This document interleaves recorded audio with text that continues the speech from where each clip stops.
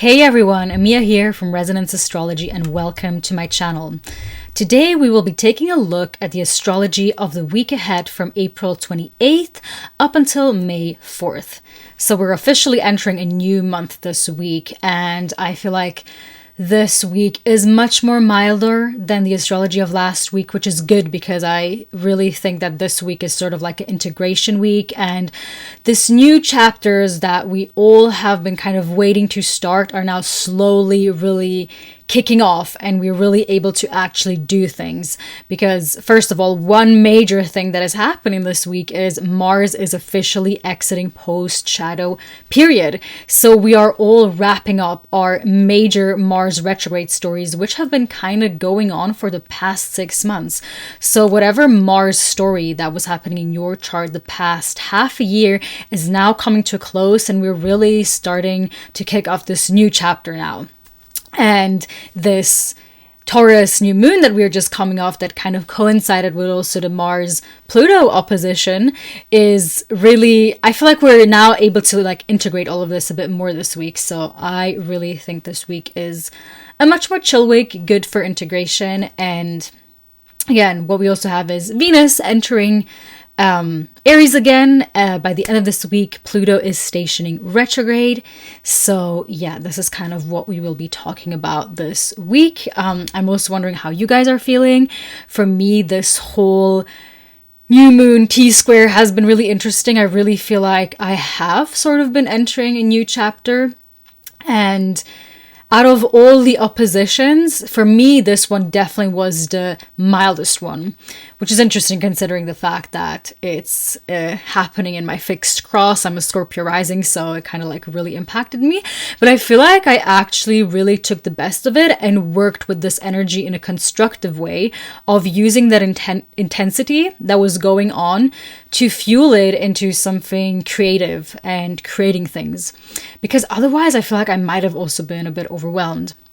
And then this Taurus new moon was just kind of really ringing in the back, always as this reminder, I feel like, for me and for many people, to just slow down and take things in a more chill way. That's honestly one of the reasons why I'm dressed today in a bit of more of a chill way. Because I'm like, it's Taurus season, like let's wear something very comfortable.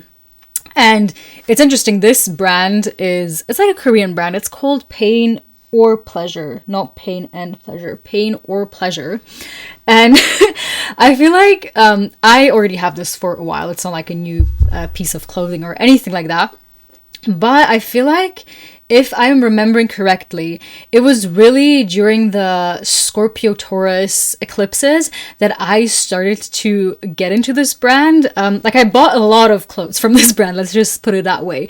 And it was really a time in my life where I was wondering about like pain or pleasure, and it kind of being the same coin from different sides, or just pain and pleasure being these terms or experience that are very, very closely linked together, and how basically opening ourselves to experience or like have a bigger capacity to experience pleasure also simultaneously kind of opens us to a greater capacity to experience pain. Because when we can experience more pain, we can also experience more pleasure. So it's very interesting. And I think it's very like Taurus, Scorpio, these both experiences. They kind of have a lot to say about this axes, these experiences. Okay, now I'm starting to just sound incohesive. So I'm going to stop there to not make any more mistakes. But just, I don't know, I think that's interesting. And also just Taurus season in general, I like it always as a reminder to get just back to nature, be more in nature, and spend less time off of social media. More time off of social media, not less time. So I'm wondering how you have been dealing with this, because for me, it's definitely something that doesn't come as naturally, or it's just harder now that everything is so linked with our phones. And I just had this conversation recently with my brother where We have like this a holiday apartment in Croatia, and by choice we never up until this day installed a Wi-Fi router there. So there isn't any official Wi-Fi in this apartment, even though my cousin kind of found a loophole from another neighbor, but that's a story in and of itself. But essentially, by choice, we don't have any Wi-Fi there. And obviously now, it's so easy to just like buy a SIM or go to a cafe there and you can still have internet. But I was just like reflecting back with him when like we were like in our teen years and everything, and how I was always looking forward to that time of being there with my brother, with my cousins, with my family, and just not having any internet, not knowing what's happening, just being off of Instagram, Facebook, all of that for 2 weeks. And then, opening it up again and being like, oh, and this happened. And because, back then, the algorithm was actually in chronological order. So you could actually very much more easily catch up with what people have been up to. And I think the way people even posted on Instagram was just completely different than how people do it nowadays. But this video is not really a deep dive into internet social media culture, but it is something that I have just been thinking about, and like the usage. And even nowadays, I struggle myself to actually sit down and eat my meal, like at least when I'm alone, because I still often eat with my family. But when I'm alone, it's hard for me to sit down and eat without watching something on my phone. And it's like, why? And even me and a friend of mine, we had this thing where we sent like voice memos to each other, and then like the first thing we always said were like, by the way, just a reminder, if you're eating, or maybe you're listening to this right now when you're eating, put your phone away, focus on your food. And I feel like that's really what Taurus, like this is for me very much Taurus energy, just like this reminder of like, hey, be in the present moment. Because Taurus has, and even the moon, okay, the moon is exalted in Taurus. That's why I'm talking about this. Because the moon rules over our bodies, over our sensory bodies. So everything we take in with the senses, and like the skin is arguably our most biggest organ. So it makes sense when we combine this Venusian moony area of the zodiac sign, which is Taurus, we come to the conclusion that this has to do with the body and the senses and how we are experiencing things. And in our society that is like constantly overstimulating, Uranus in Taurus has constantly been the reminder that the most radical thing you can sometimes do these days is to actually rest. Is to actually take time off. I feel like this like movements like back to basics, back to nature have kind of been really popping off ever since Uranus moved into Taurus. So it's interesting how it became like radical to be offline and reconnect back to nature. I think that's very interesting. And again, Taurus just for me serves always as this reminder to come back to my body, and like be present in my body, which can be difficult. Like it's definitely not the easiest thing. I think most of us have a really hard time. Like when it comes to rest, I think a lot of us nowadays think rest is yet another thing that I have to achieve, yet another thing that I have to like tick off my to-do list of like, companies and something being like, oh, let's put in a lunch break so people can meditate so they can be more productive afterwards. And it's like, I'm not really sure that this is what resting really means. I think most of us have forgotten it. And again, when was the last time that you simply went out into nature without your phone, without listening to the next self-productivity podcast or any sort of music, and just like rested, laid down in front of a tree and rested without any distraction? It's been a while for me. I try to do it more often, but it's definitely something that is getting harder and harder nowadays. And it's interesting how like it's almost like we feel like there's a need to prove that we are resting. Like, do we have to actually like lay down in front of a tree and take a picture and post it on Instagram to remind people that they should rest? More like, what if we just did it without any pictures, without posting it anywhere? Just something to think about. Again, I'm not like trying to shame anyone who does that. Like I've definitely done that as well. But it's just something to think about. Just something to think about. But yeah, this is more like an overview of Taurus season and what I have been thinking through, feeling through, going through. Yeah, our bodies are just so smart. At the end, I just feel like whatever we are doing, like our bodies just always know better. They will constantly send us signals, and it's us. We have to listen to them. If we don't listen to them, a lot of things like anxiety, depression, or other diseases, you know, the word, if you take it apart, disease is dis-ease. It's not ease, it's dis-ease. Many complications can happen. And things can only really fully be understood and integrated once they have been felt and experienced and like processed through the body. So for me, Taurus is just such a reminder to focus on body-based therapy. It can be a little body-based therapy where you actually go to a therapist, but body therapy for me also just means, again, going into nature without your phone and connecting with the plants and trees around you, and just not feeling like that's another thing you have to do. Like, you know, instead of waking up super early to, you know, get another thing done, like maybe just wake up early to like go outside and watch the sunrise without any agenda, instead of like trying rigorously to hit your 10K steps every day. Like maybe just slow down a bit, walk slower. That's what I sometimes ask myself if I'm like going out for a walk and I'm walking super fast. I'm like, where am I rushing towards? Like, I don't have to go somewhere afterwards. Where am I rushing towards? What if I just walked a little bit slower? You know, really put an emphasis on like shaking my hips when I'm walking because sometimes I'm so stiff when I'm walking. I don't know how it is with you, but I'm like so stiff. I'm like, oh, okay, let me, you know, really focus on like ding, ding, ding, moving my hips when I'm walking and being in my body. Or when I'm like at a meadow, just taking off my shoes and really consciously like walking on the grass beneath me. That for me is also body therapy. So, yeah. With that, let's get more into the astrology of the week. This is obviously also the astrology of the week because we're talking about Taurus season here, so that's like always looming in the back, always a reminder during Taurus season. But let's like break it down a bit more concisely. On Monday, there aren't any major transits, and again, I just feel like it's an integration period. On Tuesday, it's kind of the same. The moon is just moving into Gemini, from Taurus into Gemini. So the energy is, instead of in the body, it's more head heavy.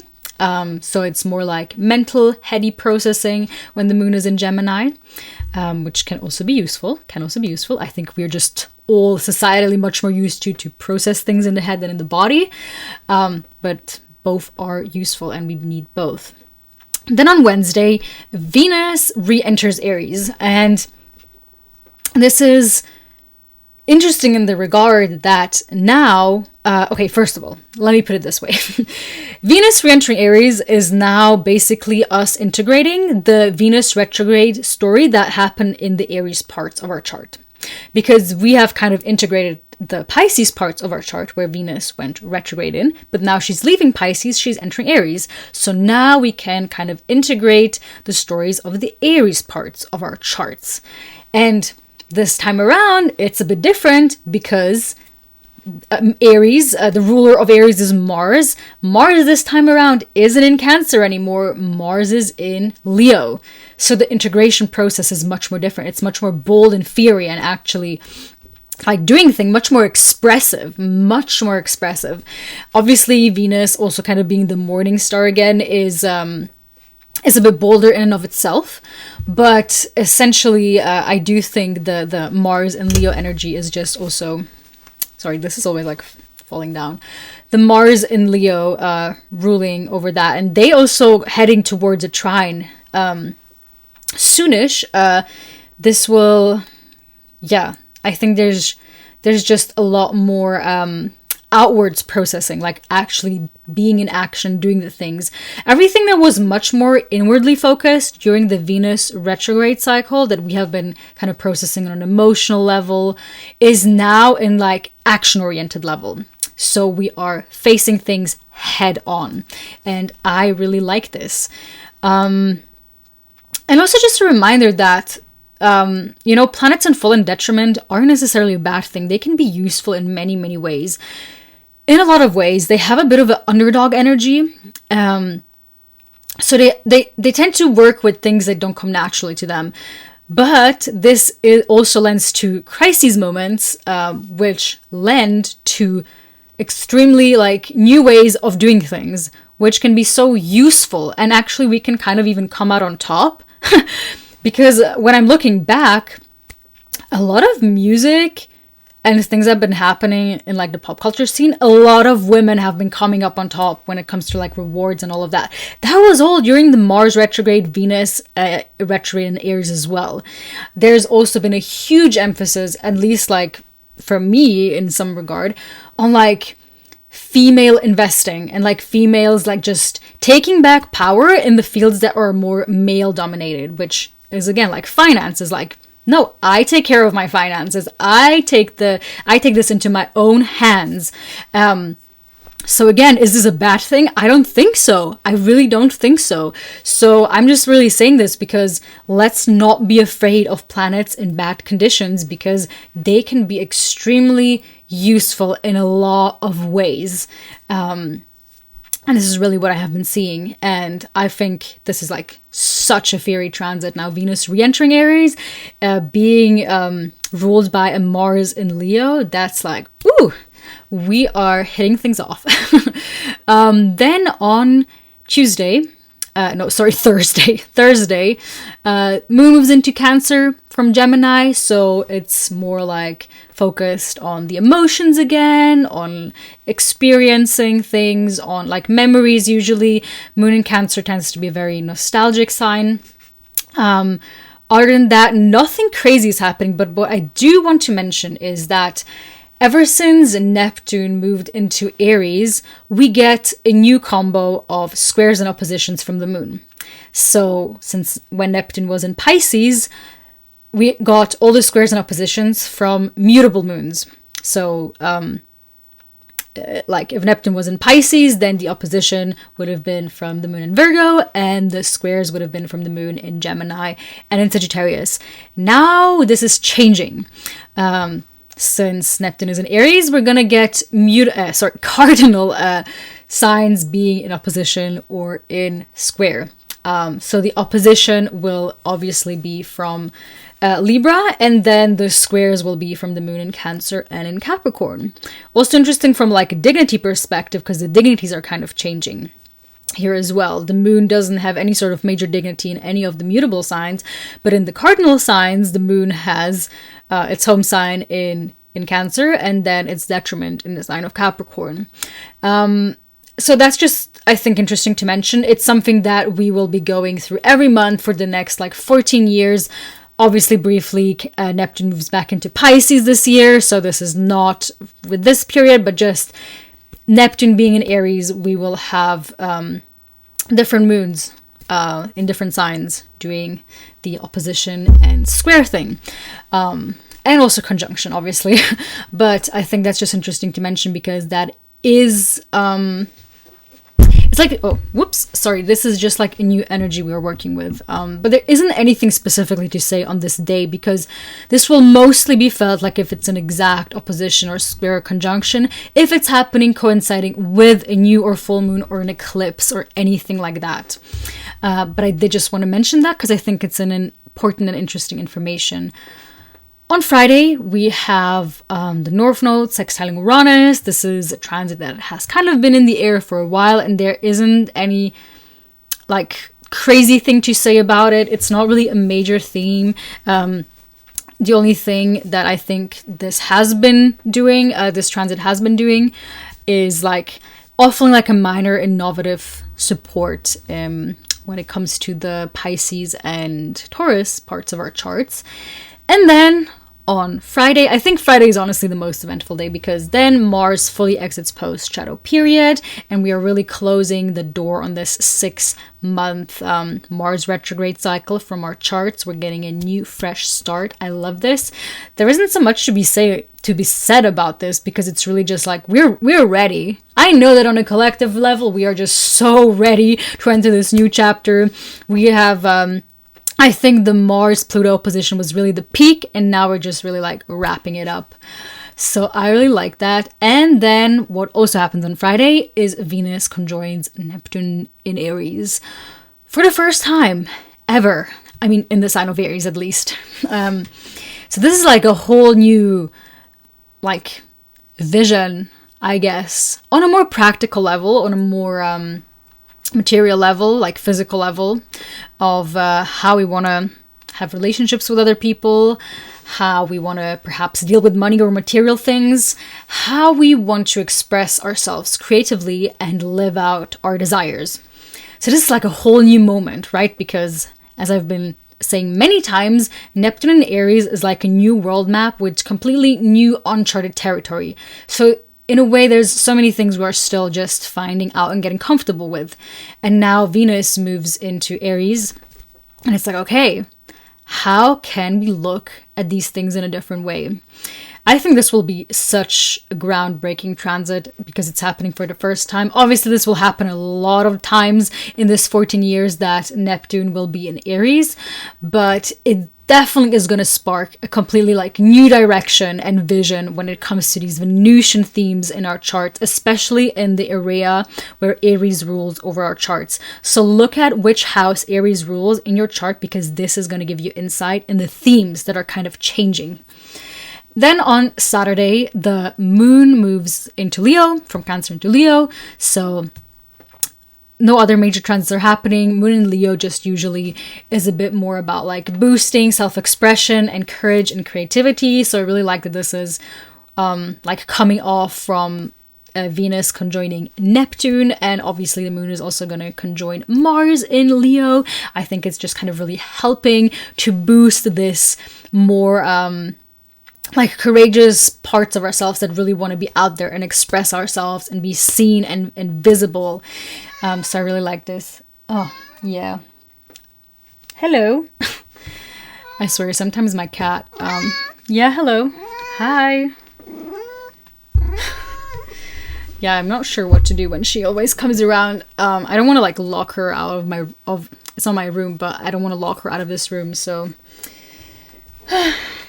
Anyhow, on Sunday, the moon is obviously still in Leo. We get the first quarter moon in the sign of Leo. This is, again, just emphasizing the push for bold action and building momentum for the upcoming full moon that we will be having in May, which will be in the sign of Scorpio.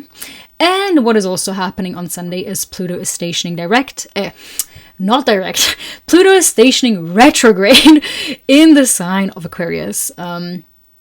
This isn't anything crazy because Pluto stations retrograde. I swear, sometimes it's like I feel like I say direct and retrograde wrong so many times. So excuse me.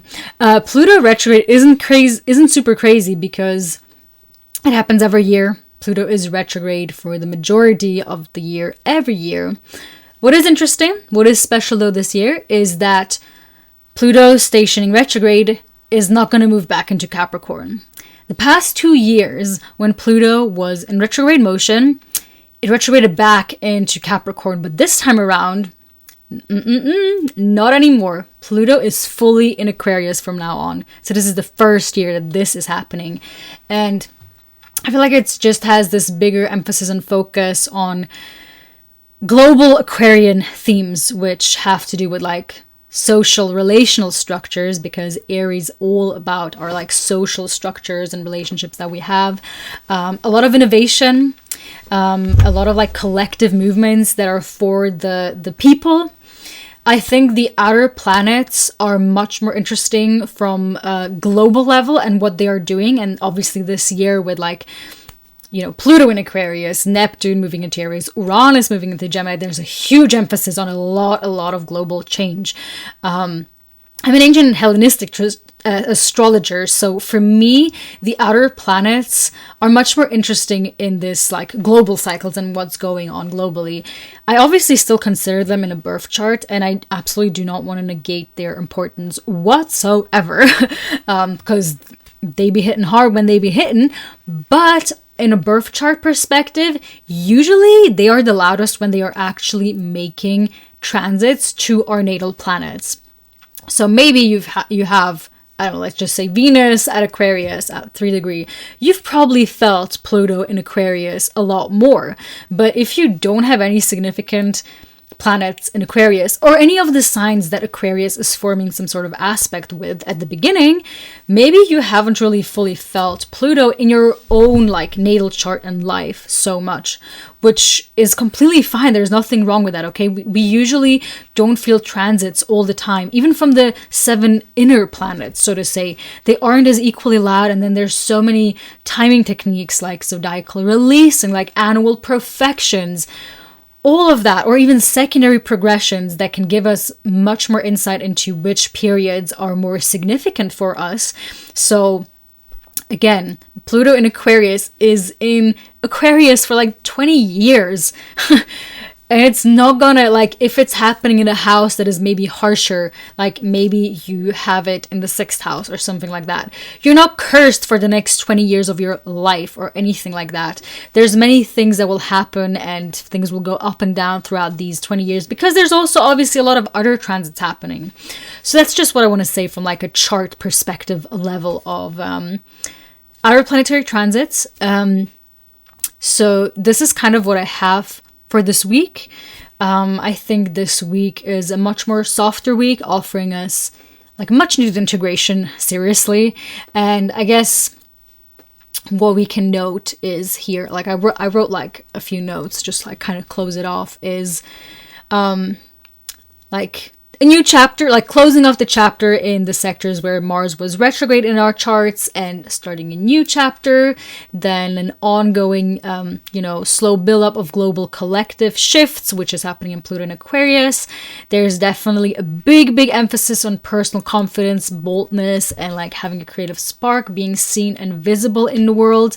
And especially in the Aries parts of our charts. This is kind of it for this week. Again, it's a bit of a slower week, and I really like this. Let me know down in the comments how you have been dealing with everything. I'm super curious to hear. I also have all my social medias linked down below. Make sure to say hi and follow them. I'm also pretty active on Instagram. Make sure to leave a like on this video. It helps out more than you know. And yeah, subscribe to the channel if you want to stay updated on this weekly overviews, some in-depth planetary analysis, transits, horoscopes that I do for upcoming transits as well. And yeah, maybe also some personal, more spiritual sided stories. So if you like that, make sure to subscribe and ring the notification bell. And I'll see you next week, or with some other videos this week as too, but with the weekly overview next week. So have a lovely week ahead, guys. Bye.